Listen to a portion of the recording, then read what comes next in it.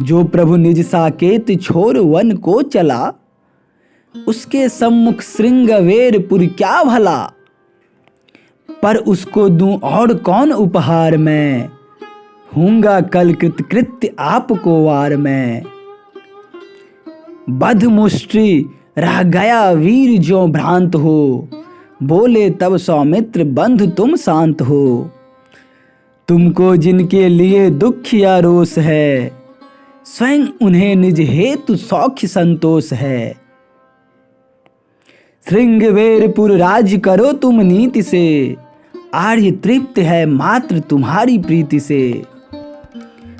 मिला धर्म का आज उन्हें वह धन नया, जिस पर कौशल राज स्वयं वारा गया। समय जा रहा और काल है आ रहा, सचमुच उल्टा भाव भुवन में छा रहा। कीट पूर्ण है कुसुम कंटकित है मही, जो सबसे बच निकल चले विजयी वही। कर्म हेतु ही कर्म कहीं हम कर सकें, तो उनके फल हमें कहाँ से धर सके। कर्ता मानो जिसे तात भोक्ता वही, बंध मुक्ति की एक युक्ति जानो यही।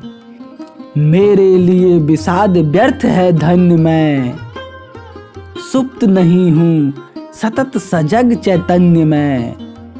मैं तो निज भव सिंधु कभी का तर चुका, रामचरण में आत्मसमर्पण कर चुका। जीव और प्रभु मध्य अड़ी माया खरी, वह दुरत्या और शक्तिशिला बड़ी।